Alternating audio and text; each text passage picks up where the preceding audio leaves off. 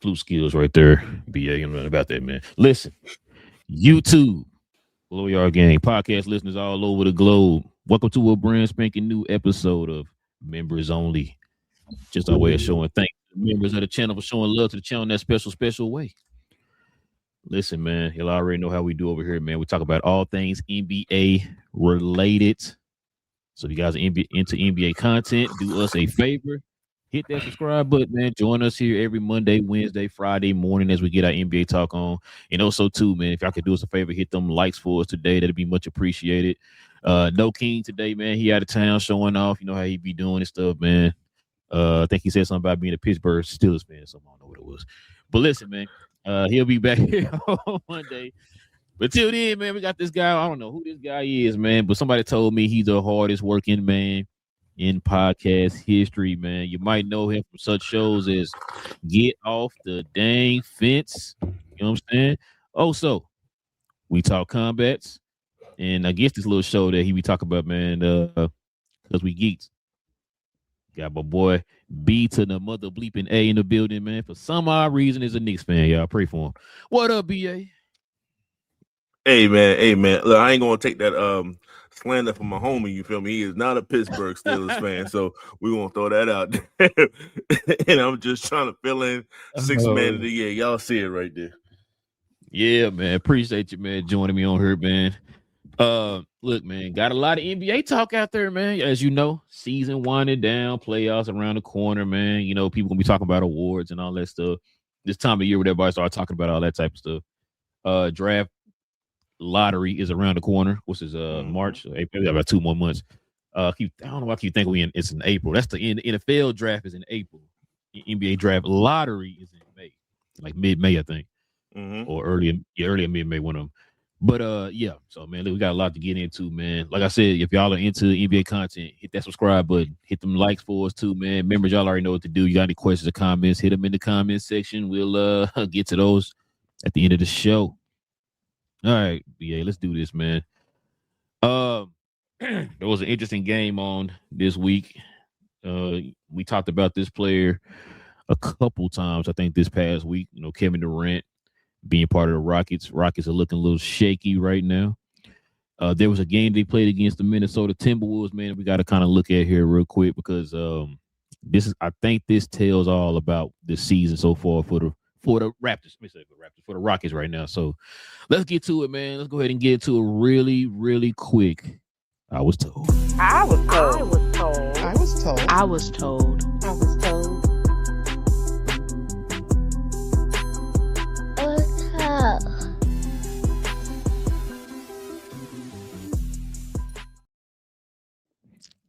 Yeah, BA, I know this is your favorite team right here, man, but just try to keep your composure. Check it out. Houston led by 13 in overtime and lost to the Minnesota Timberwolves. So you see the scores right here. They had the 82 to, it was a 93 to 92 at the fourth quarter, and it was a 337 mark. Then it was 95 to 108. They were up by 13 at 108 to 95 at the 252 mark. Okay, I want y'all to check that out. Up by 13. Houston ended up losing in overtime, 110 to 108, which means they didn't score a point since the 252 mark in the game. That's, or should I say in the fourth quarter? That's crazy. So check this out here, BA. So it said the Houston Rockets trailed 82 to 93 with 3:29 left in the fourth quarter. They closed in regulation on a 13-2 run against the Minnesota Timberwolves to force overtime. Houston proceeded to blow the largest lead in overtime history to lose the game by 13 points. How many games do the Rockets have this season that contend for worst loss? That contend for worst loss of the season? That's a great question. So the Rafael Stone has to make some real decisions and changes this offseason. By far his most important offseason as a GM. He's talking about the Rockets there, man. This is pretty interesting, bro. Pretty interesting. Like I said, we talked about the Rockets, I think, Monday, I believe, or was it last Friday? I can't remember, but we talked about them a couple times last like week or so. It look like some problems are rearing their ugly heads, man. But what you think about this situation with the Rockets, man? So, I mean, I'm gonna start with the GM side first and foremost. This is just like I think he failed. He failed the team by not acquiring a true point guard, at least to fill in for Fred. That's the obvious. I think that's I think everyone can point that out. So what do you have in his place? Well, you have a Reed Shepherd, which is I think he's an offensive guy. But if you look at Reed Shepherd's numbers, especially during this game, he was absolutely garbage, absolutely putrid throughout the majority of the time. So you don't have a consistent anchor when it comes to just making sure that when things like this happen, all right, let's slow down, let's make the right play and all those things. People act like that's not important. That's still important in the NBA. It's just that multiple positions can do it now. But at one point, it was just pretty much primarily the point guard that does that. So that's what they need. And also, I think it's starting to show. It's like it's chinks in Kevin Durant's armor as well. I think that's also a problem. He is a ultimate glue guy when it comes to I can just put this weapon here, and he can just go. Well, he's not the Golden State guy anymore. You know, he's not even the Brooklyn guy anymore. Like we're seeing an advanced stage of Kevin Durant where he's still great. But you can't rely on this dude to give you what he can give you every single night like he used to do in the past. So I think that's a problem. And it's just everything just came to, I guess, a microcosm of issues when this overtime period. They didn't have the heart. They didn't have the fortitude. They made mistakes. They didn't close out all these things. And to Minnesota's credit, they was like, yo, we can get them. And they got him. Shout out to Julius Randle. Shout out to Dante and the crew. Shout out to the team. Like they got him and no hand. So it's unexcusable. There's nothing that you can say that can say like you know what, if we would have did this. And I guess lastly, I didn't know that 13-point thing was a thing. Like I would assume teams came back from a little bit larger, even within that 5-10 minute, the overtime range. I would assume teams probably come back a little bit further deficits, but I guess not. Like they walked them down, and I guess that's just a sign that it's never over, especially in today's NBA. Games are just it's just never over. But what you got, bro? Man, listen, bro. Probably gonna regurgitate a lot of things we've already said over the last couple of weeks. What you said about point guard, I don't know the Rockets situation as far as the cap situation and all that stuff, but you don't think they could have used a guy like a Darius Garland like right now, especially seeing what he's doing for the Clippers right now, balling. They could have used a guy like that. Like you said, he needed a point guard. Everybody and their mama knew that. I don't know why the GM didn't go for that. I guess he's gonna go for it this offseason for sure. Another thing too, man, you right about the Kevin Durant is in his 19th season, bro. You know what I'm saying? He's not a spring chicken anymore, like 38 years old. So I said this when they picked him up. I don't know why they put so much into getting Kevin Durant and also having the idea or the mind frame that he's gonna be some kind of offensive hub at the tender age of 38. It's like, bro, you can't keep relying on it. This, like you said, this guy needs to be a plug and play type player at this point in his career. You see that LeBron finally figured it out. Like, yo, I got to be a guy that takes a step back. I'm not that guy no more. I got to take a step back for my team to be successful. That's what he needs to do. But at the same time, who is that guy that's going to take the step forward? Because it seemed like Şengün has started to take many steps back in his career right now. So I don't know, man. I feel like too they should have kept the team the way it was and kind of built around the margins. They didn't do that. They decided they thought they were there because they were the second seed last year, and they thought they were there. So they figured if we add a guy like a Kevin Durant, you take out Jalen Green, you add Kevin Durant his position or his spot or on a totem pole. You just I should say, that they thought they would be a contender or whatever. And we see now that's not the case. Well, I'm saying, go ahead. No, go ahead. No, I just think they undervalue the Fred VanVleet situation. I believe they looked at their roster and said, we be all right. We should be able to bring the ball up. We should be able to do A, B, and C. We should, and it's not that simple. They know But that. and the piggyback off that, BA, the reason why I'm not falling for that one because it's not like Fred VanVleet got hurt in January, right? It's like, well, no, we're just gonna ride it out and then see what happens. No, he got hurt before the season started. So you've been seeing this happen. You've been seeing this happen for a whole season. So you had until the trade deadline to fix it. You didn't want to do nothing.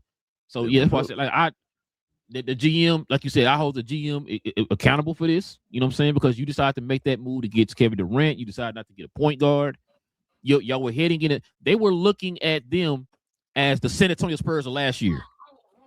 Oh, should I say this year? Y'all was supposed to be San Antonio this year. You're supposed to take that next step. You were the second seed last year in the West. You were supposed to take that next step like San Antonio, and now we're seeing to take your steps back. Then on top of that, like you said, with Kevin Durant, I said this a million times when we started talking about this team. He should not be an offensive hub anymore. He should not be the offensive hub. And it's to the point now. I told Keenan, we talked about this earlier this week. It reminds me of what happened in Phoenix, where we're sitting there asking who is the number one option, who's the team running through, all that type of stuff. When we had the whole Devin Booker, Kevin Durant situation, we don't know who's who, right? Same thing. Your boy Şengün was supposed to be the number one option this year, right? Now, who's the number one option? We don't know. They bumping heads. You got the burner accounts and all that type of stuff. I don't know. Like I said, man, this team. I told King this. They're one and done. I'm sorry, they're one and done. They get to the playoffs, they done. So, they end up playing the Lakers first round. It might be a sweep. They might get one if that. But yeah, it's over for them, bro. You see them not talking to each other on the bench and all that type of stuff, man. So yeah, it's a wrap for them. This is also an indictment on Ime. You were hired not to have these issues.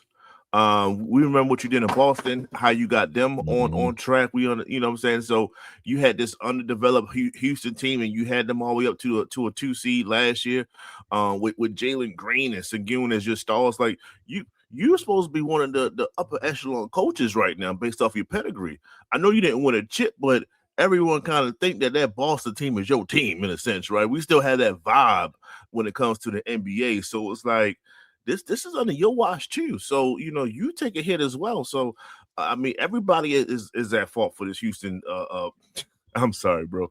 Houston, we got a problem. A problem. That was the title of the show. Now, I kind of agree with you on that, but it's the thing too. We see this is not the only coach that's been through this with a Kevin Durant led team. We've seen the last 3 stops of Kevin Durant. Even the tail end of Golden State, we started to see this. Like it's at some point, man, we're gonna have to look at the common denominator. This keeps happening at teams that you've been on. So we gonna talk about it. We gotta have them conversations. Bro. Does that start right now? I mean, listen, I said this beginning of the season when everybody was talking like, oh, they the team. It was a Kevin Durant away, all that type of stuff. I'm like, okay, we said that when he went to Brooklyn when he had a super team. We said that when he went over to Phoenix and had a super team. Now he's back over here with Houston, who was, like you said, a second seed, and we're still having the same issue. This is the indictment of the person that's number 5 scoring all time. This is his problem. He has all the metrics of being a great NBA player. That's the obvious. What you can't measure is what's inside. You can't measure that. So when both heart and up here, and I'm not saying his basketball IQ is trash. I'm just saying it's like, what does it mean to be a leader? Well, they should be able to galvanize whatever they have inside of them, the rest of the team, and look at you and say, because you're here, we are much better than what we are. We're going to play even better. And it shows itself. And it's like, it's just the way things work out. Like when you see people play around LeBron, they play above their average in a sense, right?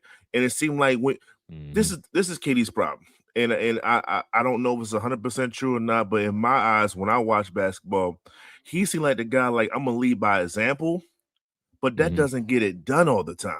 You know what I'm saying? Is he calling guys out? Is he holding people accountable? Is he doing all those things? Or he's just saying, hey, I have this job to do, and I do my job 100%. Everybody else should be able to follow. It doesn't work like that all the time. Everybody got jobs. Everybody got that one guy that can come into work and he does his job. He or she does their job perfectly. Like, yo, that's how you supposed to do it. That don't make you better if he's not picking you up along the way, saying like, do this, have this, and do that. Excuse that. But at the end of the day, I think that's his problem is that he has that. I'm my own person, and I need y'all to follow me based off the skills that I have, and that doesn't work in the NBA. Passive aggressive too. That's why he got burner accounts. You know what I'm saying? After talking, that when you ask it, he like kind of critiquing and criticizing the folks. Yeah, you're doing it on a burner account. He don't do it in your face. You said it already before. He don't want to be the leader. You got that type of mind frame, and I'm not surprised this type of stuff happens. We heard you say it loud and clear. You know what I'm saying? So it ain't no surprise he this type of stuff is happening with him, man. I kind of pictured something like this happening. I thought, hey, I was hoping it worked out. You know what I mean? But we've seen it too many times. And on top of that, you're getting older. And if you look at the makeup of the build of the Rockets, it was like this was bound to happen. You're trying to count on this guy to be your number one option again. It's not going to work. You know what I'm saying? So, I guess the last thing about a burner account is you starting to wonder, is he talking about you behind closed doors? You know what I mean? Does he have another account that I don't know about? And he just mentioned how I went 2 for 12 today. Like, are you talking about me? Like, is that you know what I'm saying? Like, is that a fan or is that you? Like my teammate. So you got to worry about your own teammate, the leader, the number 5 all-time scoring. Is he talking about me behind my back? You know what I'm saying? And put it on social media. We done caught you twice now with burner accounts. What's to tell me that you don't already have another one going right now? Talking about me. You know what I'm saying? 5 of them going at the same time. Who knows? That's a problem, you know what I'm saying? bro. So, but yeah, man. You know what I'm saying? We're gonna see what's going on with the Rocket. Because I asked King, I think, did he see him see the Rockets moving KD, and he was like, you don't see it because he's getting older, and then on top of that, he just signed that extension. So I was like, well, I mean, yeah, they're gonna have to ride it out, pause, but we'll see. All right, bro, let's go ahead and turn the page. Oh, I'm sorry. That was brought to you by Fanatics. This I Was Told segment is brought to you by the folks over at Fanatics. Fanatics is the world's largest collection of officially licensed fan gear from all the leagues, teams, and players you love the most, including WWE. You can earn fan cash to redeem when your orders, jersey protection for when your favorite player is traded or changes teams. They also have an unrivaled selection of authentic fan gear and Fanatics exclusives that are only available on the site. So if you need some merch and are interested in helping the channel, scan the QR code on the screen or follow the link, which is always in the description. Yes, sir. All right, man. This next topic, bro. This right up your wheelhouse right here, man. We're gonna definitely I would definitely want to get your opinion on this one, BA. This is gonna be interesting right here. Saw this last night. I didn't even know there was no beef going on up in the NYC, man. I didn't know what was going on. So let's go ahead and get into a little bit. Get into a little bit of a recap.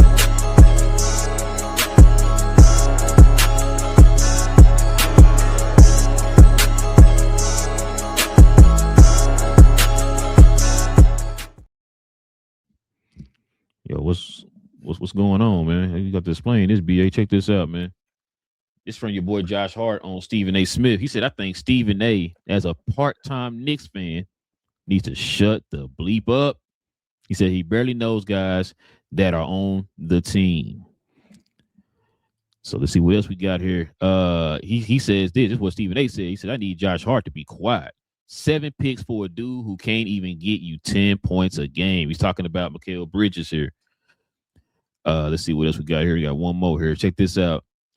And this is the problem with modern day media. I mean, we just had a conversation about this last show. What do you mean Josh Hart needs to be quiet? That's his effing teammate. He said he knows the situation better than any of us, and he's actually correct with his take. This is so annoying. Well, BA, what's your? I'm gonna let you go ahead and the floor is yours, sir. So the timeline is a bit off, right? So the Stephen A. said something about Mikal Bridges. That was the first thing, and then Josh Hart responded, and then Stephen A. responded by telling him that he needed to be quiet. So after that, that's when Josh told him he needed to shut the hell up. So okay. Stephen A responded on his show. And Yeah, I got it right here. I forgot to hold on, let me see if I can read it real quick. So Stephen A says, "You don't even know how close I am to the people who cut your checks." Here we go again. "I have been a Knicks fan since I was 3. That would be 24 years before you were even born." That's what Stephen A had to say. But go ahead. And he also said that Josh Hart was right with telling him to shut the hell up because he had told him to be quiet. So he already dissolved the animosity there. Like the it's not as hot as it seems. That's the first thing. Gotcha. The second thing, I guess I can say it like this. Well, is Stephen A.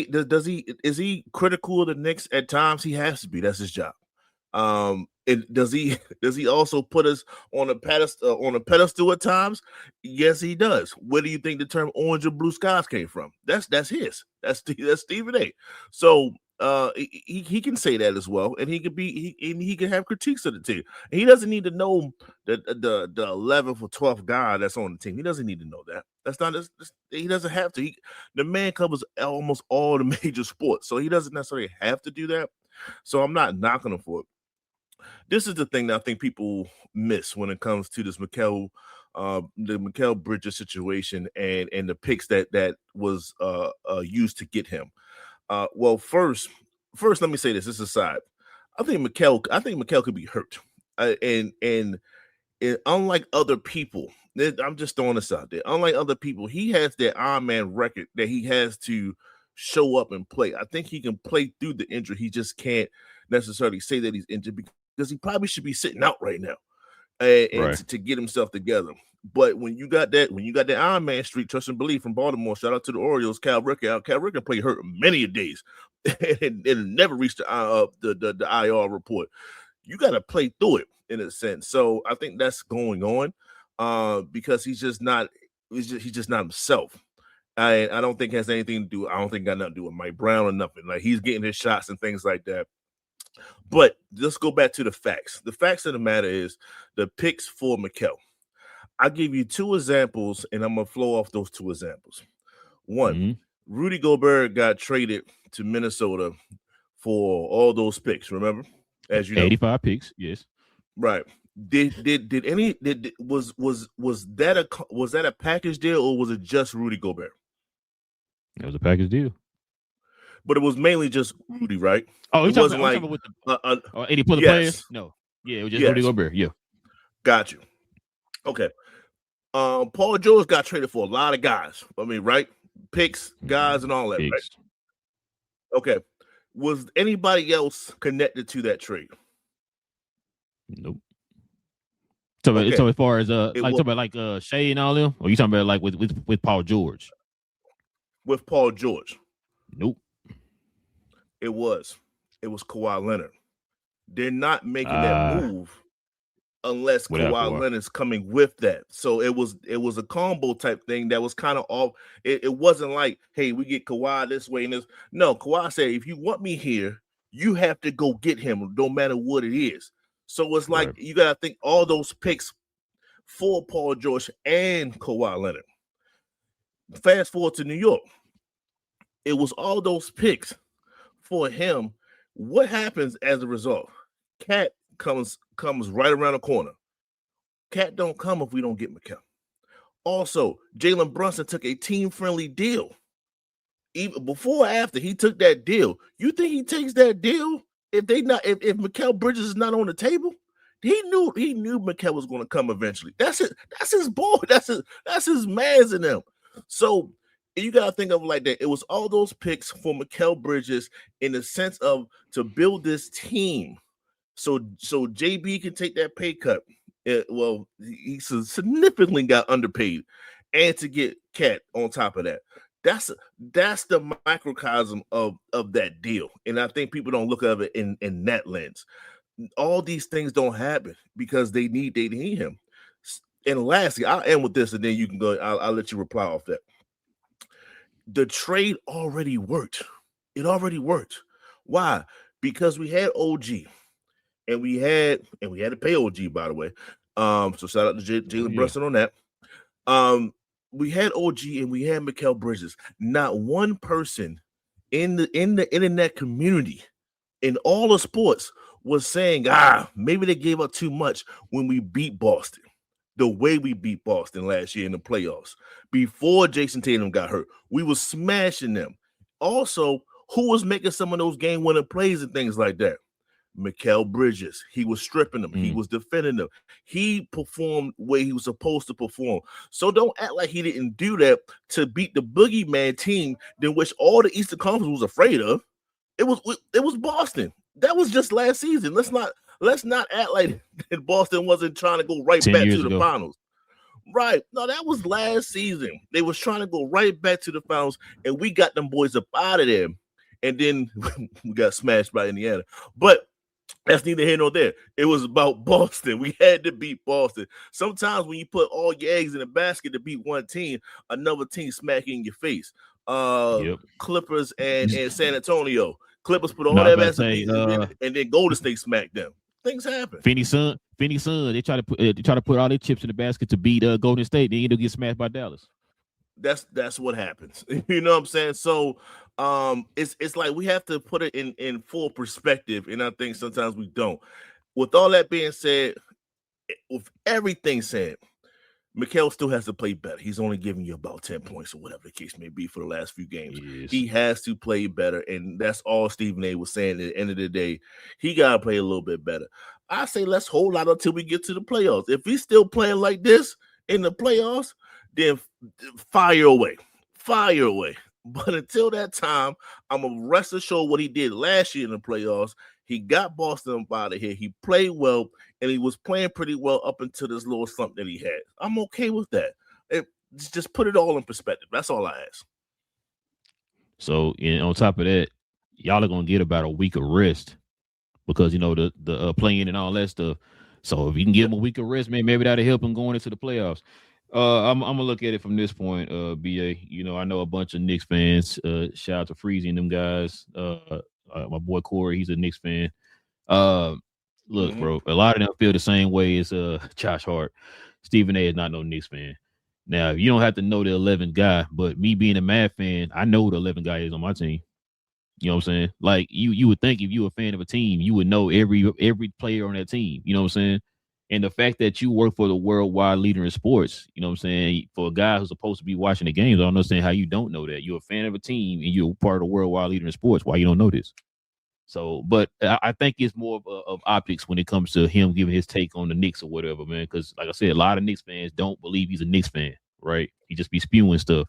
So when you say stuff and it's like you say stuff in a not a critique eye, but a critical eye.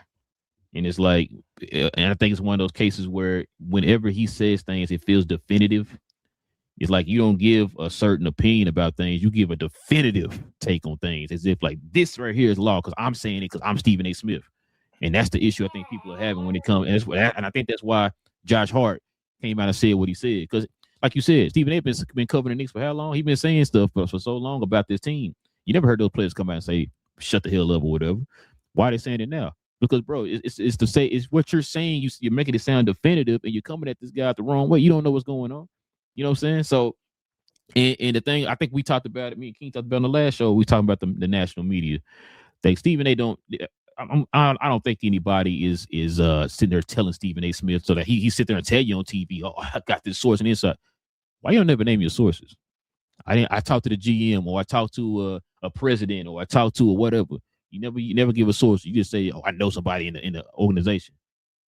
I know people too. That don't mean nothing. You know what I'm saying? Like you never give a definitive. You never give a definitive source on anything that you talk about. And that's another annoying thing with me too, because we already know you don't watch the games. We know that the whole entire NBA ESPN staff don't watch the games. So you go by a highlight. Matter of fact, I was listening to Shannon Sharp. I should have sent this to King because he's been saying it. He said this for years. He's always said when like if Stephen A. Smith show comes on at 9:00 in the morning, how in the world are you watching a West Coast game? You know what I'm saying? And so Shannon Sharp mentioned that on his podcast with Ocho the other day. He said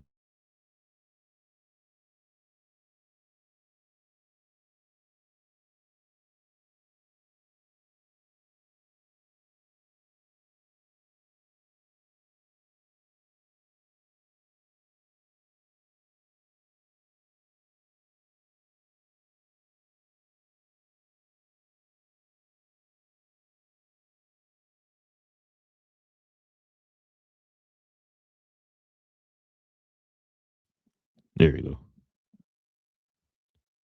Okay. Yeah, it just went out for a little bit. I don't know what's going on.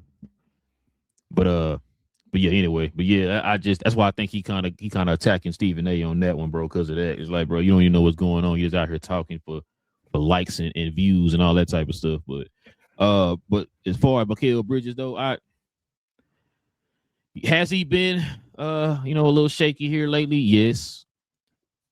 I think if winning the championship is important to you, I get it. You want to keep that Iron Man streak and all that stuff. But if winning the championship is important to you, and if you are hurt, then helping the team out will be you sitting down and try to get better. Hurting the team is you trying to play through it. You know what I'm saying? So I don't know, man. For me, I just feel like I mean, it's not me. You know, I'm not the Iron Man or whatever. I mean, maybe he is more to him, more important to him than anything else. But if you really are trying to win, y'all really feel like y'all have a chance this year to win a championship, you will help your team out if you sit before the playoffs start, so that way they'll have a close to fresh Mikal Bridges.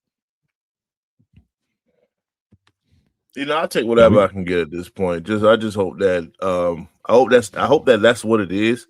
And does it look like limping, or what does it look like to you?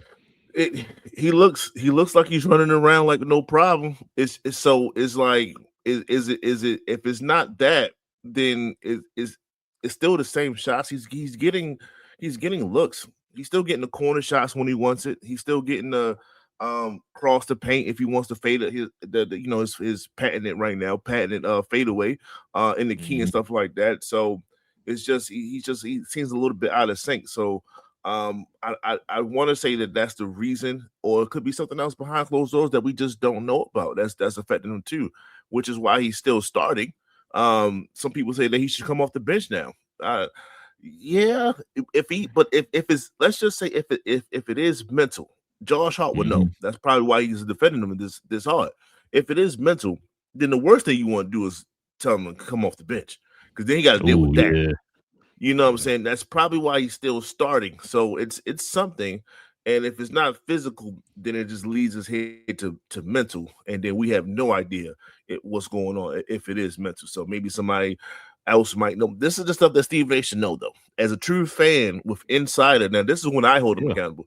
If you are a fan and you have insider information, then you should know what's going on, other than the fact that he's not playing well. You should know. Right. Exactly. You know what I'm saying? And like he said, he brag about how he the most well-connected guy of all time and all this other stuff, bro. This is the point. It's the part where you start really showing your connections and stuff like that. So, yeah, I think it's to the point too. I don't think a lot of people talking to Stephen A because they know he run his mouth and stuff like that. So, but yeah, I hope it work out for Mikal, man. Like I said, I seen a couple games here recently, man, where it just looked like he was kind of off a little bit, but he's kind of quiet, it's like kind of forgotten a little bit. It's like, oh yeah, Mikal. He out there. I forgot. And look, people don't understand this too. With money comes that responsibility. Like when you're making that kind of money, people expect you to play at a certain level. Which is why everybody kind of talking about him right now. If he's making, 15 a year doing this, people wouldn't be tripping. But because he's making over, what was he making, 100, 200 million or something like that? Yeah, he got a bag. Don't get it twisted. Yeah, he definitely got a bag. So people are expecting him to go out here and put up bag numbers. You know what I'm saying? So I get it. But we'll see, man. Like I said, if he's hurt, just sit out until the playoffs. Or if he's just trying to play it out, because we got like a week left, week and a half. No, we got like a week, right? I think I got like 10 games left, I think. So yeah, probably just trying to play it out till they get to the play-in. That's about a week and a half, 2 weeks. Yeah. Yeah. So yeah, play it out until the play-in. I guess, you know what I'm saying? Because they get a week for the play-in, so that might help them. But all right, man, let's get to this next one. Check this out, man. Here's a tier list right here I want you to look at. So this is a tier list it's a watchability tier list of 2025-26 NBA season. So we got, let me start at the bottom here. Save your time, BA. Don't even watch these teams. They boring. What we talking about? They got the Miami Heat, Boston Celtics, Indiana Pacers, Utah Jazz, and Brooklyn Nets. Okay. Ground nose. They got the Suns. They got the Milwaukee Bucks, They got the Bulls, Portland Trailblazers, Toronto Raptors, Kings' favorite team, Washington Wizards, and the Sacramento Kings. Okay. This team is, pretty enjoyable. They're okay. They got the Cleveland Cavaliers, Detroit Pistons, the Charlotte Hornets, the Memphis Grizzlies, Philadelphia 76ers, and the New Orleans Pelicans. Okay. Super fun to watch. They got the Denver Nuggets. They got the OKC Thunder. They got the LA Clippers, the Dallas Mavericks, the Atlanta Hawks, and the Orlando Magic. These teams are must-see TV. Like, man, you got to turn your TV. If they playing right now, turn your TV on, BA. You got the Golden State Warriors, the LA Lakers, Houston Rockets, New York Knicks, the Minnesota Timberwolves, and the San Antonio Spurs. You agree with this list? So teams be moved on this list. What's your thoughts, man? This is one of the worst lists I've ever seen in my life. I ain't gonna, first man, you ain't never lie. The fact that Boston with an MVP candidate is unwatchable is foolish in its own self. Like that's step one. Step two, I don't know when this was actually like screenshotted, but at least give Bam a little bit respect.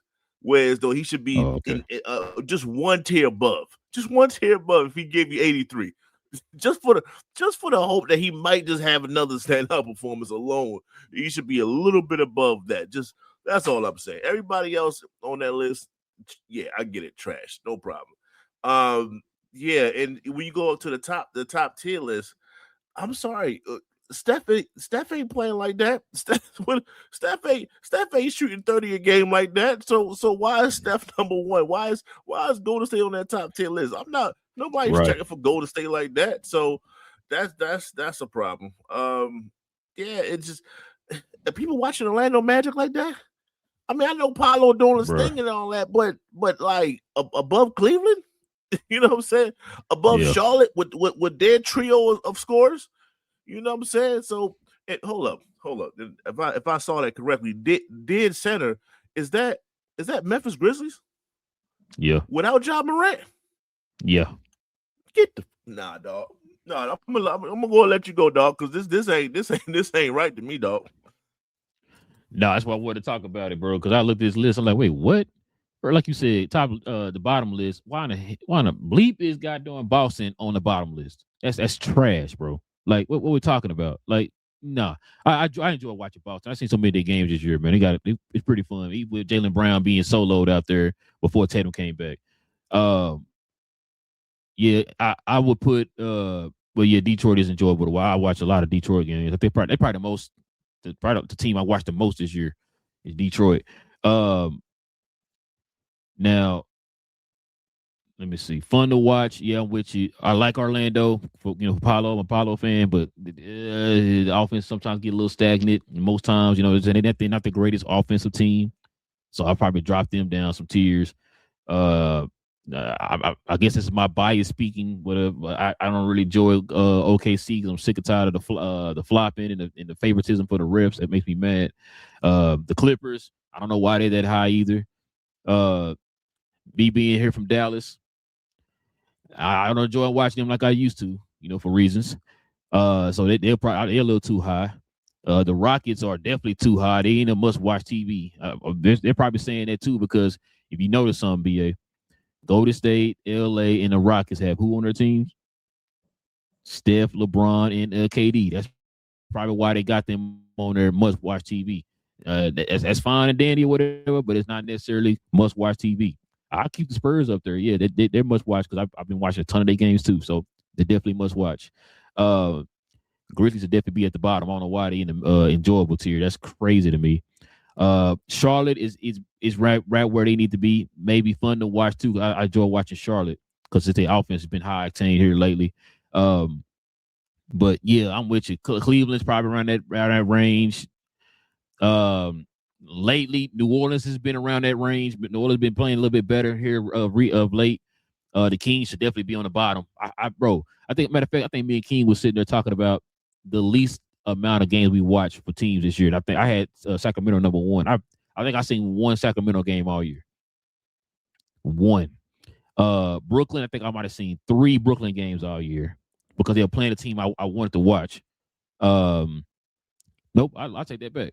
Nope, I just watched the Indiana games, so they don't count. So yeah, I think I watched 2 Indiana games. I only watched one Kings game, and I think I watched 3 Brooklyn games all year. Those are the 3 least amount of games I've watched, teams I've watched this year. I can't do it, bro. I tried, I can't do it. Usually when they play somebody I like, I'll watch it, whatever. But like as far as like I'm going to watch them on their own, nah, I can't do it, bro. But let me see who else. I think it was somebody else I want to mention. But yeah, I mean, that's pretty much it. You know what I'm saying? They probably put the Knicks down here on watchable too. They didn't put them in the bottom. But yeah, other than that, yeah, like I don't know who put this list together. I'm not gonna lie to you, bro. Playmakers, I think they're the ones who put this list together. I'm just like, wait, what? So yeah, I had to bring it up on the show, bro. But yeah. And hey, members, y'all let us know in the comment section, man. Who was a matter of fact, man, who the top 5, or should I say top 3 teams you love watching, man? Well, other than the Knicks. Other than the Knicks, so we gotta go Denver. I think they always Jokic is a hell of a player. My MVP candidate when it comes to Wemby, so the Spurs, for sure. I'm just trying to think. I do like OKC because I think Shea is on the path of greatness. Like I'm talking like all time greatness. Like he's already on that path now. And Anthony Neville's in Minnesota. So those are my guys. Yeah, I can watch them. Other than the Knicks, I can watch them all day. Yeah, I normally watch the Spurs. I've been watching them all year. The main 3 teams I've been watching like religiously is the Spurs, Detroit, and it was one more team on here. Oh, in Atlanta. I watch Atlanta a lot too. Shout out to DeMond and them. I've been watching those 3 teams like religiously. More recently, I've been watching the Lakers a lot, you know, because my boy Luka, the MVP. He should be. I watched him a lot, and then it was I try to watch a lot of teams with players, man, from Dallas. You know what I'm saying? Like before George got hurt, man, I was watching Utah there for a little bit because he's from DFW. And then I watched Charlotte a lot this year too. So it's like the 5 teams I've been watching a lot. At one point, I was watching. We had a playback. I was watching New Orleans because of King, man, y'all boy Queen. You know what I'm saying? Be from Baltimore and stuff. So I was watching a lot of his games. But yeah, those like 4 teams I've been watching like religiously, man, over the last like this whole entire season. Like most time when their game is on, I gotta watch them, bro. Like they my team or something. You know what I'm saying? So, but yeah, man. Let's see what we got up here next, man. Another recap. Check this out, man. This another guy I'm about to pick up off the waiver wire right here, man. Your boy Cam Thomas got whiz-aved out here, man. So this is what he was averaging with the Bucks. He was giving you 11, 2, and shooting 43% from the field, 28% from 3. Now, which is crazy because, you know, Doc Rivers is considered the 6-man whisperer, right? He did it with Ty Lue. He did it with Lou Will. He did it with Jamal Crawford. So you thinking, yo, you get a guy like this, he gonna make him look like the most unstoppable 6-man of all time. If Doc Rivers can get you in a 6-man position, man, consistently, bro, then that'll tell you something right there, man. But I've had my opinions on Cam Thomas, man, here of late, especially of late, but of his career. But what you think about this, man? I don't like the 28%. I'm gonna throw that out there right quick. But at the end of the day, he's a person that I guess he goes under the category FAFO. What does that mean? That means he effed around and found out. That's what he did. He tried to bet on himself, and that's what happens. Think of Dennis Schroeder, right? Schroeder. He tried to bet on himself and lost all that money from LA a couple years ago, right? You know what I'm saying? So Brooklyn tried to offer him 2 years, $30 million. You gotta take that. You gotta take that. 2 years, $30 million. You have to take that. So he chose not to. And as a result, this is where we at right now. So now you probably turn yourself into a journeyman just like that. And two, you kind of got released from that from Brooklyn. Which what the hell Brooklyn playing for? Please tell me. And then you got released from Milwaukee. Like, what are they playing for? What are they playing for? So that's crazy. You know, that's good point you didn't mention there. I didn't think about it like that. You're right. You know what I'm saying? You're an undersized guard, and this is just where you at. Can you are you a bucket? Yes, he is a bucket. So the stats is misleading when it comes to his time in Milwaukee because he got like a 30-point game in there and stuff like that. Sometimes he played for like 3 games or whatever. We played with him, like he was the second game. He had like 30 something. So it's like, you know, when he had the minutes, he produced. So like he's an NBA player, no doubt. I don't think he should go through the G League and none of that stuff. Like he belong on a team. It's just okay. If you go to a team and they tell you to come off the bench, and you are looking at this team like, yo, I'm better than like half these. I'm better. I'm probably the second best person on this team other than Giannis. Like as soon as you walk through the door, he probably felt that way. And they like, nah, we need you to do this. We need you to do that. Man, I'm not doing. I guarantee you, he probably pushed back a little bit, and that's all it takes. And he doesn't realize how fragile his situation is. You're thinking that you to do that damn near average 25 a game. Like that's in your head. I'm averaging 25 a game. I'm backing up this dude. I'm backing up this dude. No, feature me. I gave y'all 30. Feature me. And I'm quite sure he wasn't the most positive team player out there. And when you like and when that's the case, yeah. They might ship you out of here, man. I mean, he probably was in Brooklyn like, I see Michael Porter Jr., but this is my team. I've been here. No, he taking all your shots. Well, I need you to roll off of him, boss. I'm not feeling that. That don't work for me. So, you know, he's quickly seeing his way out the league, and he needs to understand that this might be one of his last stops. So he's going to give another shot. I guarantee another team's going to offer him another shot, but it's not this year because they released him after I think March 1st was the cutoff. So he got to wait. He got to wait till next season. He can't even give him on a playoff team. That's a problem. BA is talking with mind frame. And the reason why I've been so harsh on Cam Thomas over his career, I remember they had an interview with him after one of the games, and the interviewer was telling them that Steve Nash said when he was coaching him, he said, "Man, Steve Nash gave some criticism and said that he wanted you to see you work on this and this and whatever," and he rolled his eyes like whatever. It's like that's your coach for one. And I remember telling King, I said that right there told me everything. And this is why you're in the situation you're in now. Like you just said, you got cut by 2 teams who aren't doing nothing right now. Right? Like, how the hell you get cut by Brooklyn? They not playing for nothing. You know what I'm saying? And so, look, bro, I've said this before. Like you just said, the dude is an undersized guard. He does not pass the ball. He's not a playmaker at all. He does not rebound. He don't play defense. He kind of remind you of one of them cats at the park or at the rec or something. That's all they want to do is just get buckets. Ain't gonna pass you the ball. He gonna ball hog. Ain't gonna do nothing. They the ones that when you playing defense don't get back down on defense. You know what I'm saying? Like he's one of them type of cats. Then on top of that, yeah, you a bucket, but you're an inefficient bucket. That 43% thinks it's career high. You know what I'm saying? Like you don't shoot efficiently. Like if you're an efficient scorer and you were chunking up, people won't be tripping on it. But because you're not, it's like, bro, not only are you not efficient, but then you're also not passing the ball. You don't do the little bitty things that help teams win games, which is why Brooklyn was not successful because of that. You know what I'm saying? You want to be the main guy, but that's why Brooklyn is not successful. Because you think it's all about, let me just get these buckets.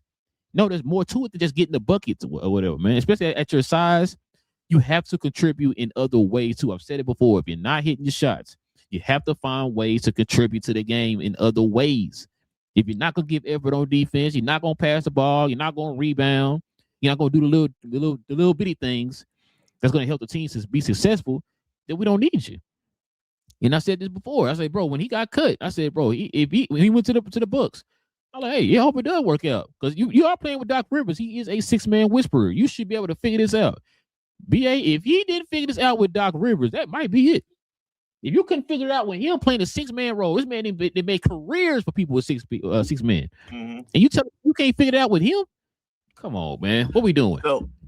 So sometimes people gotta just understand where they're at in life, and this might be one of the moments for him, right? I hope so. You're not that guy that you think that you are, and you have to adjust. Some people adjust, some people don't. Some people do, and we'll see, like I said, where he's at. But I will say this on his percentage. I think he'll score with the best of them at times. I'm not saying he's J.R. Smith or nothing like that, but it's like when he was at Brooklyn, he was on a scouting report. Like we have to contain him. You know what I'm saying? I would like to see him on a team with other talent. Giannis really wasn't there. Giannis was in and out. They don't want Giannis to play because they're trying to, it wasn't like it was MVP Giannis. And then he still got shipped out. I would like to see him on a team with some efficient talent all around, and then see. I would like to see him maybe on a Denver or something like that, right? Coming off the bench for Jamal Murray or something like that. When he just come in, hey man, Jokic is going to find you. That kind of situation, and let's see what he does there. But yeah, you got to think if when he was the main guy, yeah, he wasn't in. That's why Brooklyn was actually never a threat. So you're right to that degree. Now I'm gonna give you an example of who I can compare it to. Not to this extent, but it kind of reminds me of like a Tim Hardaway Jr. When the dude was on the Mavs, like he wanted to be he was like they thought he was a number one option and everything. He chunking up all these shots and all that stuff. And I thought like, man, Tim Hardaway ain't gonna never figure it out. It's like, bro, you need to take a step back. You need to play a certain role for the team. You're not a number 1, 2, 3 option or whatever. That's not your game because you're not consistent enough, right? What did he do when he went to Detroit? What is he doing right now for Denver? You know what I'm saying? So you might be onto something. Maybe you need to go to one of them type of teams or whatever and maybe figure it out. But hey, only reason why I'm saying what I'm saying too about that BA is because, like you just said a minute ago, it's your mind frame. You gotta be willing to do that. Tim Hardaway was willing to do that. He's shown now in 2 steps he's not willing to do that. You got to do that if you want to be on the team next year. When you have 2 failure stints as a Knick, then that helps form your opinion on yourself. So when you brought up Tim Hardaway, of course that I you know what I mean? That's near dear. We tried him out twice. Man, you know what I'm saying? It did not change. Same guy. As you know, so but yes, you reduce his minutes. He still knows what he needs to do, but maybe put a little bit more effort on defenses and things like that. I need him to understand you're not coming in here to be the 6th man. Okay? Don't put him in a 6-man role. You need to be, like I said, be in the same role, just a role play. Be the same role that Tim Hardaway's playing in. That's what you need to be. And work on efficiency. That's what you need to work on too. When efficiency means your shot selection. You can't be taking difficult shots anymore like that, bro. Find ways to be able to be a better catch and shoot player. You know what I'm saying? Play off of, learn how to play off of other superstars or stars or whatever. That's what you need to be doing this offseason. If you're talking about making a team or whatever. You got to work on that corner 3. Work on that corner 3. Take your ego out of there. You right now, you're not in a position to have your ego be, oh my God, I'm the best ever. You know what I'm saying? As a bona fide Melo fan, if Melo can do it, anybody can do it. It's just as simple as that. I'm gonna give you a better example. If LeBron can do it, you should be able to do it. You know what I'm saying? Like LeBron said, I'm gonna take a step back and be the 3rd option now. And look what the Lakers are doing. If he can do that, who are you? I'm just saying. But yeah, man, that's the that's the recap right there, bro. We got one more here, man. We got to get to, man. This is I love this player, man. You know what I'm saying? He's one of my favorite players growing up. But I ain't gonna lie to you, BA. Your boy Isaiah Thomas gonna have to pause, man.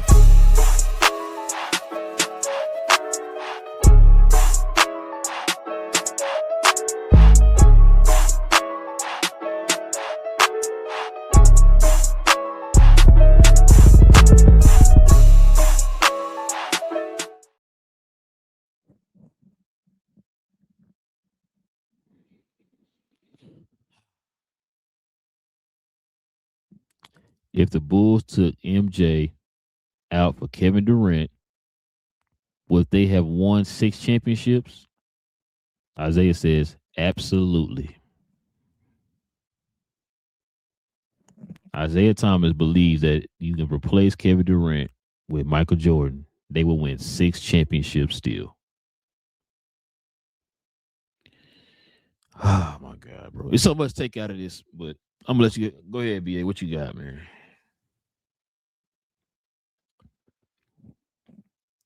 I just muted myself. When it comes to this situation, right?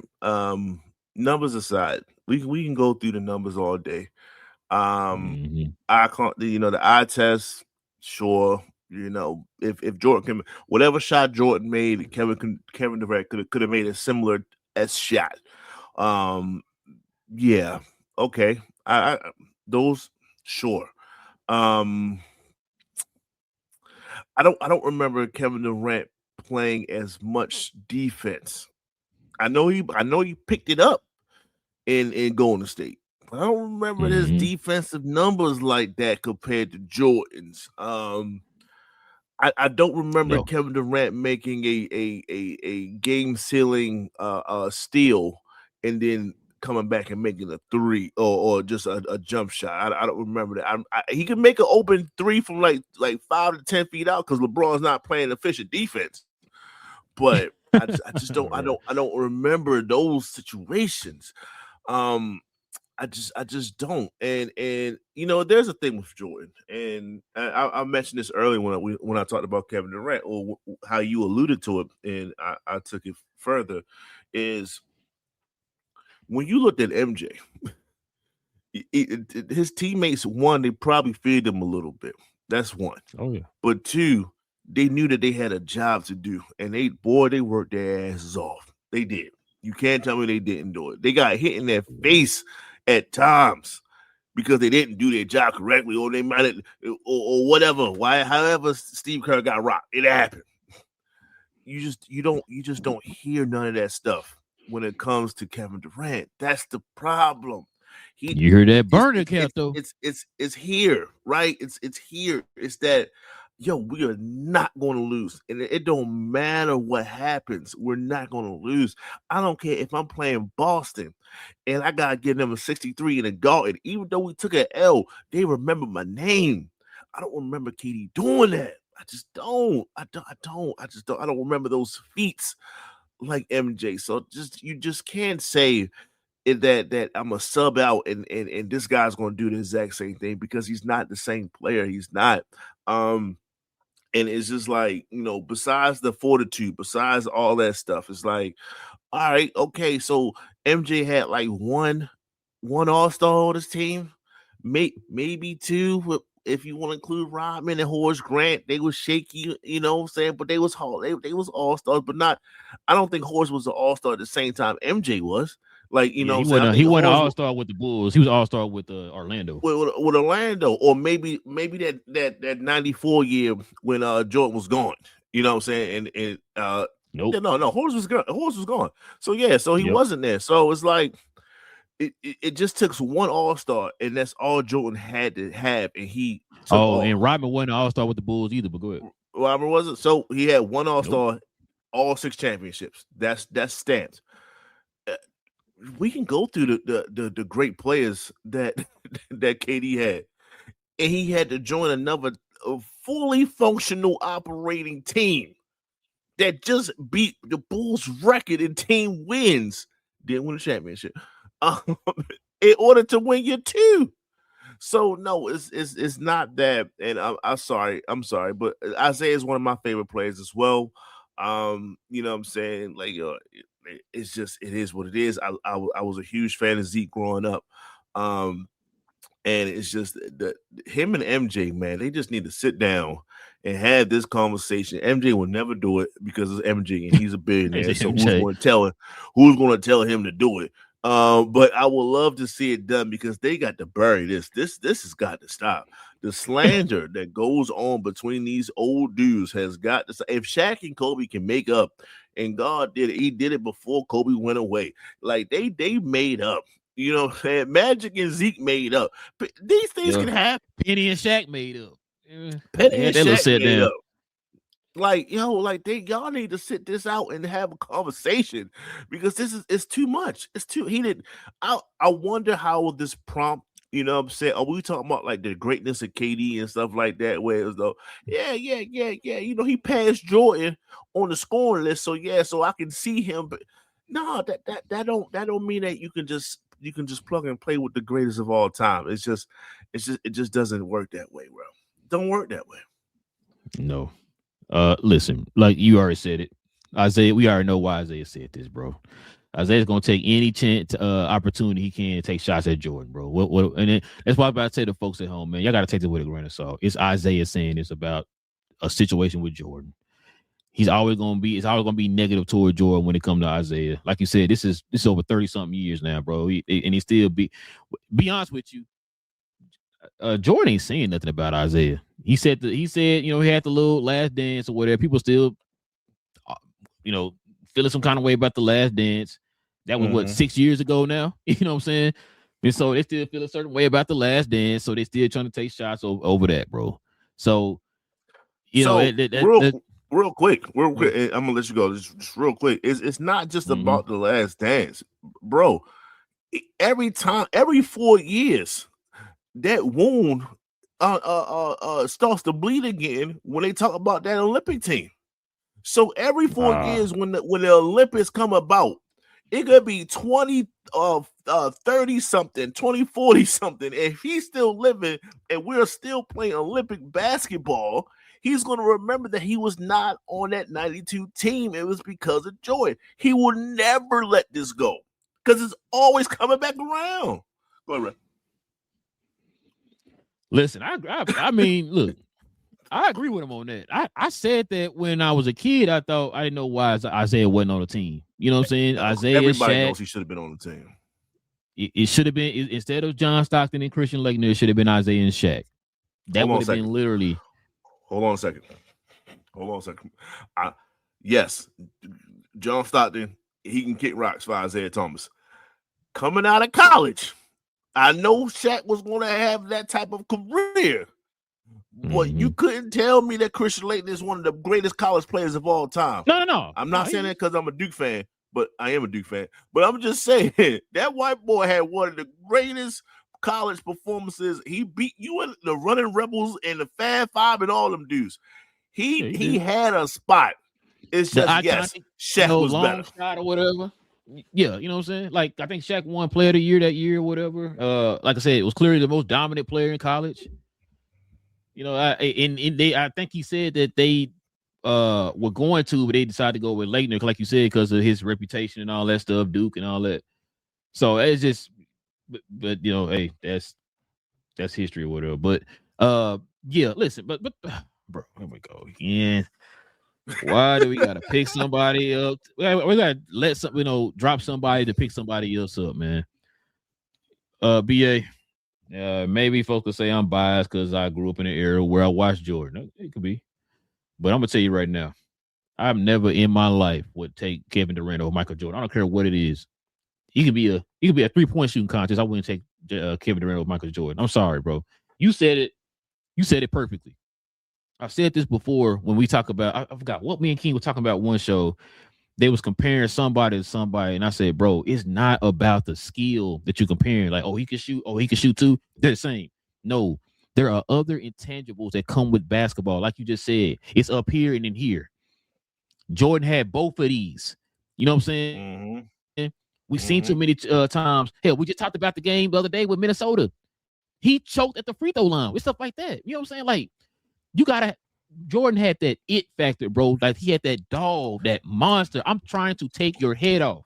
Not only am I trying to take your head off, I want you to be embarrassed for even stepping on the court with me. That's the kind of mentality Jordan had. And so you telling me if you simply take Jordan off and put him in there, that's being disingenuous. Because first of all, we have too many examples of now that you had those type of teams and you didn't get over the hump. We just sat there and talked about Brooklyn, Phoenix, Houston. We talked about that. Matter of fact, OKC. Past that. Thank you. I was about to say OKC. You had Westbrook. You gave up a 3-1 lead. He sure did. I don't think Jordan gave up a 3-1 lead. Ever. Nope. Ever. Right? And the fact that a team thought that they had a shot, went down 3-1, it tells you the difference between him and when it comes to MJ. These teams, maybe on the wildest of all wild, Gary Payton thought I still got a shot when he was down 3-1. Maybe. He still think he had a shot to this day. Maybe. And that's just Gary being Gary at this particular point in time. But look, if you want to say, that's what I'm saying. People go too far, and I will bring up this argument because I was a supporter of this argument. When T-Mac said, "You sub me out for Kobe, we're going to win a championship," I believed him only because he said one, just one out of the many that Kobe got with Shaq, out the three and the dominance. He said just one. I believe I could be healthy 1 year, and with the dominance of Shaq, I should be able to facilitate enough to win one. Maybe of all maybes, hey, if Isaiah would have said, yeah, I mean, if you would have took him out for maybe one of those 6, I mean, I can see KD getting one. No, he said 16. Maybe. He said all 6. What you mean, yo? Like that's what I'm saying. We go too far. You gotta have everything in perspective. That's why it's hating, bro. Because he said all 6. It's like Isaiah. No way. Isaiah, you've been covering this game. You on NBA TV. You've been covering this game. This man's whole career. You never seen the downs that he had, bro, that can be comparable to any situation that Jordan been in his career. Come on, Isaiah, what we doing, bro? Like, it's to the point everybody and their mama know you just hate now, man. Come on. All 6. When he had opportunities in today's NBA to have those opportunities to get 6 and didn't do it, come on, bro. In today's, Jordan would never have left Westbrook. Exactly. You had multiple All-Stars in their prime. You had multiple in their prime if you played with in each of those situations. Come on, man. We're not doing this, bro. Jordan would have made it work. Let's just call it what it is. Jordan would have. That's the thing. He would have made it work because he did. Scottie wasn't a number 1 pick. You know what I'm saying? Scottie wasn't a lottery pick like that. No, he that boy from Central Arkansas was groomed under Michael Jordan to be who Scottie Pippen is. To me, it's a blue blood school. What you talking about? It's a blue blood for those people that happen to live in that area. That's it. That's as far as Central Arkansas go, because you never heard Central Arkansas since Scottie. You know, the people in Arkansas probably never heard of Central Arkansas. Oh, we got a Central Arkansas? Probably not. Oh, okay. You know what I'm saying? So he took him and molded him into what we know as Scottie Pippen today. Let's just call it what it is. Right. That was Jordan. So he said, "Look, I'm not asking for too much. Whatever you give me, I'll see what I can do. Okay, he got enough tools here in his tool set. I'm gonna work with it, Paul. That's all. We just ask some of these players to do the exact same thing, and they just say, you know what? I'd rather just leave and go somewhere else. Hey, man, you got the opportunity to. I can't knock it. Yeah, I agree, bro.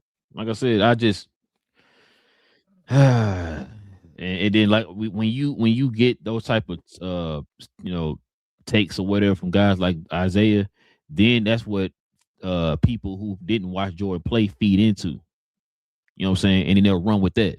Well, Isaiah said this and that, and this, so it gotta be true. It's like, and this is what I think. Yep. We talked about this on the last show. Me and King talked about this last show. I said this is why whenever we had these debates with people. You know what I'm saying? It's you debate with people who have not truly watched or whatever, right? Like who don't watch. They only go by what they hear. If ESPN said it, then it's got to be fact, right? Now understand, like what? Shoot, them folks on ESPN don't even watch the damn games. You know what I'm saying? So, yeah, it's annoying, bro. And that's a discord. I've always said before. I don't know why the NBA is treated like a joke when it comes to the way that's covered or whatever, the way it's talked about or whatever. I never understood that. We don't get that with the NFL. You don't get that with baseball. You don't get that with hockey. Like I told King, everybody know that because my cousin and my close friends is hockey. They watch hockey, so I never heard them talking about that. It's always with the NBA. You always got the disconnect between the fans and the media or whatever, or the fact, like I said, the media don't pay attention. The league caters to the players instead of actually catering to the actual league. You know what I'm saying? It's a lot, man. What would you say? That's interesting. That's just an interesting thought. I was thinking like when you said the NFL, it's like I know this is the NBA show, so we're not gonna dive into it, but it's a disconnect in the NFL too, man. Anytime Dan Orlovsky is talking about Josh Allen or something like that, he does no wrong. You know what I'm saying? You won't believe that Josh Allen was at a 4-4 loss. He ain't always been crazy, bro. Like he swear, man, he was a top 5 quarterback of all time. Trash. I didn't know he played football. If you realize, it's interesting. What you're starting to see, actually, the NBA is actually closing that gap. The problem is you got people like Zeke that's still talking, people like Charles Barkley that's still talking. If you realize, NBA has done a decent job of putting recent great players covering the sport. With Amazon and Peacock and all that, we talked Blake about Griffin. Also when you switch over to the NFL. Mm-hmm. Who that's great talking about the NFL? You feel me? It's not too many like great as there's no D Wade's talking about the NFL like that. They got and it's no shot, but Ryan Clark is not like the greatest safety of all time. Well, considered one of the greatest safeties of all time. It's stuff like that. So it's like I don't know why they went that route, but I think the NBA is starting to realize we gotta close this gap because you're right. There is a gap when it comes to the coverage of the NBA and how the NBA is being talked about, and it's so like people in the past versus moving the game forward. And I think these guys are starting to move the game forward a little bit better than other sports, which is crazy because I remember we had this talk. And I told King that because I remember folks were saying, "Oh, they don't want that type of coverage. They want to, be entertained and all that." And I remember telling them, I said, "How are we gonna know people don't want that if we haven't showed them that?" You know what I'm saying? Now, if you show them that way and they don't like it, okay, cool. I'm not gonna argue with you. Y'all got it. You right. But you gonna sit there and say they don't want that when we never gave them that option. You know what I'm saying? And so now that you got that option, like you just said, it's like a breath of fresh air, and the numbers have went up as far as like viewerships and engagement with the NBA and all that type of stuff because of the Amazons and the Peacocks. And I said that. See, this is what I'm talking about. Let's show the people this way, and then we'll see. We grew up on that. Yeah. So you can't sit there and tell me that people not gonna like it. Like, bro, we like that as kids. You know what I'm saying? So it's like let's just show them, hey man, this is how we used to be, view the NBA or whatever, or had the NBA talk to us about. You know what I'm saying? Let's see how that is first. If they don't like it, cool, we'll forget about it. But let's just show them first and then get them an option. Like, well, damn, do I want to get this insight? Not saying they're gonna always be heavily positive or anything, but they're not negative. They're not overly negative. It's like, yo, this player's been struggling, but it'd be nice to see him pick it up in this area or in this area, or whatever. Okay, cool. That's constructive criticism right there. I'll take that. That's cool. Man, it is trash. I'm tired of watching this. I want to hear that every broadcast.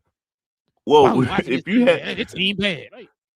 If you have a majority of players that if your coverage is players that played in the 80s and early 90s, then you will never get anything. We're not moving forward at all. We have to get a slew of people that just retired so they can understand where the game is going because they just left it. Because they're right there in that middle. They're right there. Like like you said, Carmelo played in that era with the hand checking era type, you know what I'm saying? And then you got him playing in the more recent era. So yeah, like you said, he's right there in the middle. He's seen both sides. Hell, Dirk's another opportunity. Example, he played in both eras. So now he can kind of give an insight on that or whatever, right? Now, that's a great point, too. I never thought about that, which is why I was also saying, too, guys like Michael Wilbon need to go ahead and just step aside and retire or whatever. Because you lost it now, bro. You're not there no more. Like, just go ahead and retire. You know what I'm saying? Because obviously you're not taking the time to watch these games and actually assess them because you kind of feel like he been on record saying, it just ain't what it used to be or whatever. If you have that mind frame, then you're not the right person to be watching this and giving your opinion and giving out votes. Not. And the fact is, it's not going to be what it used to be because it's not the same. It's not the same players. It's not going to be it. So that's if you watch basketball in the 60s and you watch in the 80s, it's not the same. It's not the same. It's not the same players. So you have to adjust and understand, like, yes, you don't want to forget the players in the past, But you have to Yes. understand that we are here with now in the present, and we go how do we get better in the future? That's all it is. You have to keep evolving the game. People being Yes. dinosaurs sometimes. It is what it is. Nope. My error is it. That's it. I don't want it. It should be past this error. Like, come on, bro. It's crazy, man. Like I always tell folks, man. Growing up, 90s, early 2000s, and all that. I said watching those games helped shape my understanding of the game today. That's how I'm able to look at it and kind of and be able to put into a perspective of this game today. I could simply be like, man, that era are way better than that era. I'm just gonna trash this era as much as I can. No, it's like, well, dang, I saw, like you said, our age group, we're right there in that middle. We've seen both eras. So now we can kind of see how it transitioned and how it changed and how it evolved or whatever, right? And we can appreciate that. But a lot of people don't do that though, man. It's like, nope, this era is better, trash. This era is better, that era was trash. You know what I'm saying? Like and that's the problem that I have with the communication when it comes to NBA Discord, man. Which is why I say this all the time. We can move on. I say I can't talk basketball with everybody. I've been saying that for years. I can't talk basketball with everybody. I can't. So especially if I start talking to you about something and you sound like you regurgitate something off ESPN, nah, that conversation's over. And I can't talk to you because I know you ain't been watching the games. But or if everything you're saying is, Steph Curry this and Steph Curry that, I said, okay, I understand how far you go in basketball. It's just as simple as that. If you come to me and say, look, Jordan have a lift, yeah, that this conversation is done. This conversation is done. I'm like, yeah, check please. I'm out. It is what it is, crazy. Man. But yeah, man, let's go ahead and turn. Oh, we don't got no questions, no comments today. Okay, we'll call this a show today, man. That's what I'm talking about. Oh, nah, you good? But we can show a little love to this merch though. Always.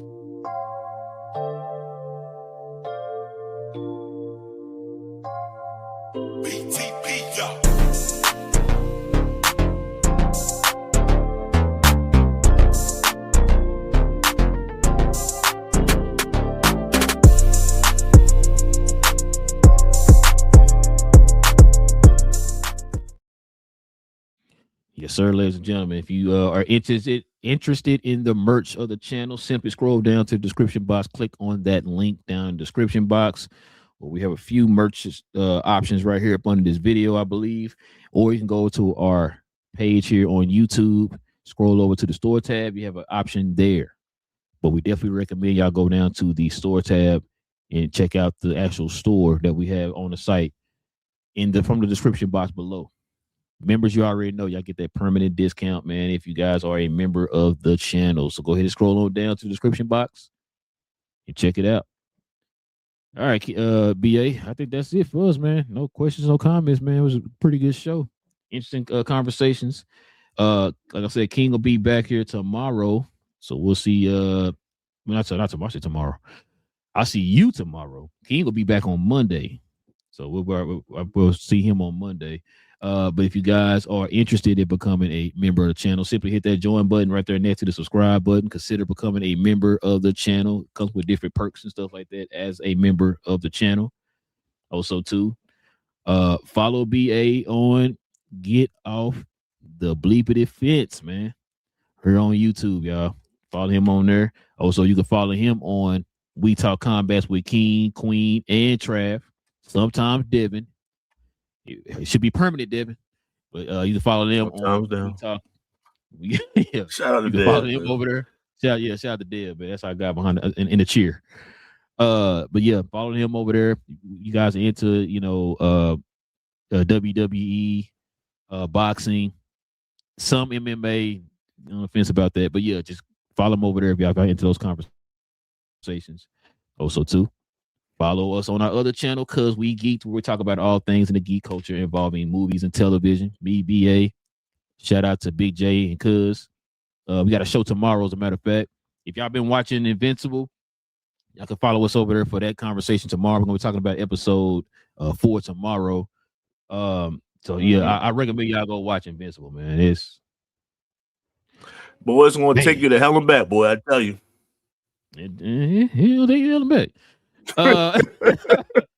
So yeah, I was over there for that, man. Also too, if y'all been watching Daredevil, we talk about that too. We'll talk about that on Tuesday. So we have shows every Tuesday evening and Saturday morning, y'all. So follow us over there on Cuz We Geek, man. If y'all into Marvel, DC, Star Wars, shoot, Harry Potter, that trailer just dropped. We'll probably talk about that. Aliens, RoboCop, Predator, whatever it is, y'all. Anything involving geek culture, man. We talk about all that over there on Cuz We Geeked. BA, man, is there anything, man, you want to bring up in before we roll out? No, man, you covered everything, man. You covered everything. Like I said, just a support of the channel, support of the family, and its affiliate shows and the like. So just happy to fill in for the day. Hashtag 6th man of the year. Doing my best J.R. Smith impersonation right now. Yes, sir. Listen, man. You should have said like Lou Williams or somebody, man. He won multiple. Or Jamal Crawford. New York, baby. Come on. Knicks, baby. Come on. Oh, Brooklyn. Oh, Brooklyn Nets. I got you. Yeah, the boy.